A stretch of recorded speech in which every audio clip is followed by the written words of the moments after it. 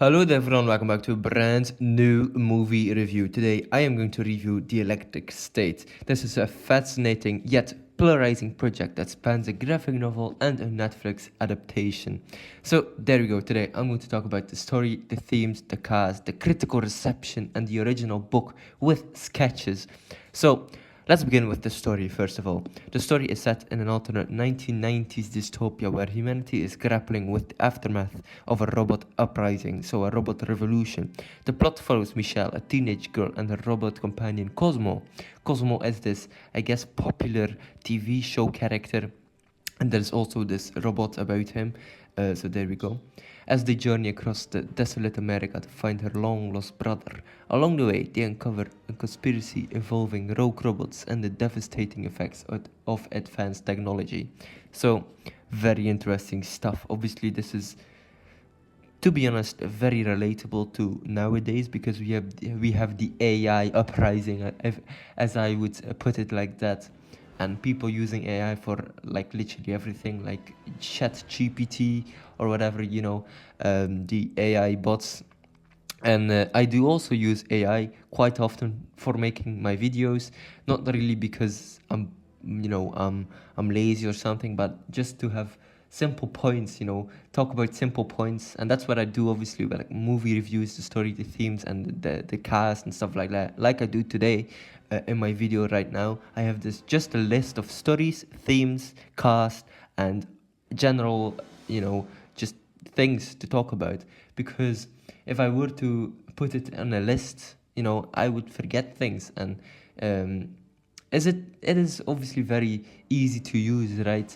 But it's also very devastating, right? People really don't like it. Some people do, some people don't. But we all know the devastating effects it will cause, obviously. And I guess it's kind of ironic me using Copilot because it's a Microsoft Bing thing. I also always use Copilot, never like ChatGPT. Uh, and I normally, when I'm writing texts for my school, I normally also write it myself. I don't really use ChatGPT or just assignments. I don't do that shit. I'm really old school and I would like to think for myself. So I just use it in case of emergencies, in case of, listing things that I really want to talk about for like my videos and stuff like that. But anyway, so like I said, it's very advanced technology as goes for this story. The themes in the electric state explore technology, education. So there we go. The novel critics humanity's dep- uh, dependence on virtual reality and advanced tech. Sorry, I had to read that easily there, or read that a bit slower. Um, Never mind then. Isolation and loss, it delves into the emotional toll of societal collapse and personal grief. Human robot relationships, the story examines the blurred alliance between humanity and artificial intelligence. So, very interesting themes, right? Like I said, it's about AI and robots. The cast of the Netflix adaptation include Millie Bobby Brown as Michelle.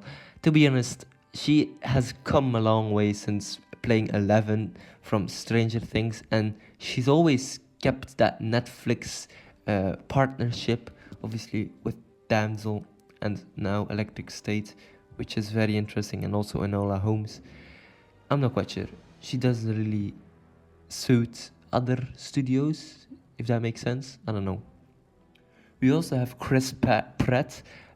He's probably, one of my favorite actors. He plays Emmett in Lego Movie Star Lord. Obviously, he has a sort of charisma to him, and he plays Keats, a smuggler. But the thing is, he doesn't really do a lot of things except, being Star Lord again, which is weird because he makes pop culture references just like Star Lord, and I'm not quite sure. You should have cast another actor because I think he's probably being typecast again, and I don't really like to see that because he's always been like that shy guy, with Emmett and with his Parks and Rec casting, obviously. But then he became like the sort of shy superhero, like Star Lord. Owen Grady is kind of very action packed, but now he's just playing like, you know a combination between Owen Grady and Star-Lord as a smuggler and a dystopian future in the 1990s. Yeah, I'm not quite sure. But anyway, Stanley Tucci, Giancarlo Esposito, and Kike Guan, I think, that's how you pronounce his name, in supporting roles. Stanley Tucci is like, or Toshi? I'm not quite sure. He's famous for his Kingsman work, I guess, and he plays like the Steve Jobs variant. He made these robots and stuff like that. Giancarlo Esposito as like a I would say like a spy. I'm not quite sure. He works for both sides at the end of the film. And Ki Hei Kwan is like a professor. He makes like an AI supportive format. So there we go. Voice talents include Woody Harrelson as Mr. Peanut, Anthony Mackie as this one robot's friend from Chris Pratt, and Jenny Slate. I think also another robot. I think that's the Post Woman, but I'm not quite sure. I should look up that again. Critical reception. The Netflix adaptation has been widely criticized for its lack of emotional depth and failure to capture the nuanced melancholy of the original graphic novel. Critics have described it as soulless and overly sanitized, with a Rotten Tomatoes score of just 15%. Despite its 320 million fucking budget, the film struggled to resonate with audiences. And that's why they're going to kill cinema. 320 million fucking bucks, man. That's like a Marvel film, But the thing was, they only put it on Netflix, and Netflix is like it's a big monster, man. It's a big monster, and that's why I sometimes often hate Netflix. I'm not telling you that they produce bad stuff, but it's just they could have made this a theatrical release and actually made some honest money with it, but they only put it on Netflix just to patronize cinemas. As a cinema goer and a cinema enthusiast, I think films are made for cinemas, guys. Like, that's like the dumbest mistake you would ever make. You just put a movie on a streaming platform that might be forgotten in like 2 years. And there are movies that have been released on streaming platforms and people forgot about. Some actually stand the test of time, which is really nice, but some of them also just get forgotten, and that's such a shame, because people worked their asses off to make a film. Like if I were to make a film, I would work my ass completely off. But just it's such a weird feeling that cinemas might be dead in like 20 years if people keep on publishing films on streaming platforms. And that's why I often hate, like, just in general, streaming platforms worldwide, but also local streaming platforms from Belgium. Like, they make great shows that I want to watch, but they're only exclusive on that freaking streaming platform. And I do really get it, but you want your streaming platform to be new, to be flashy, to be kind, to be to be a kind of new thing. And sometimes people forget how how it is to live in a society where you have so much possibility. And I don't know. Anyway, the original book and sketches, The Electric State, originated as a 2018 graphic novel by Swedish artist Simon Stellenhag. Known for its hauntingly beautiful illustrations, the book combines full-page artwork with sparse, evocative text. The sketches depict a surreal, decaying world filled with towering robots and remnants of consumerist society. Like I said, a world with a lot of possibilities.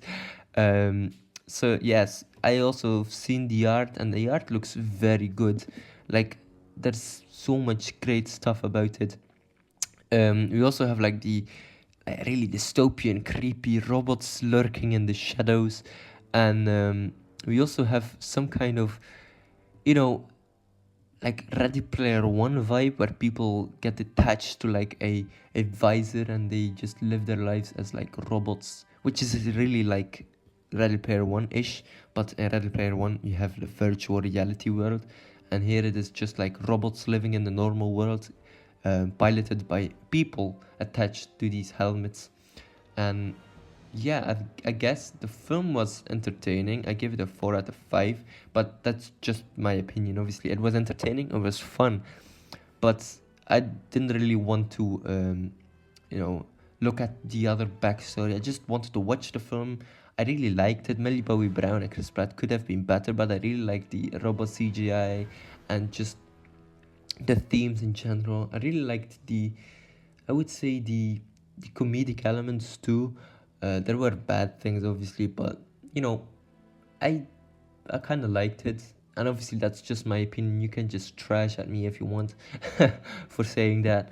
But you know, Dialectic State, man, it's something people should be aware of and should be really thinking about when it comes to streaming platforms, when it comes to, you know, just in general, AI. It's really bad sometimes. And yeah, AI might be doing our work later in the future, but we'll need to wait and see, obviously. But alright, ladies and gentlemen, hopefully you enjoyed this video. Don't forget to like and subscribe, and I will check you later. Goodbye, everyone.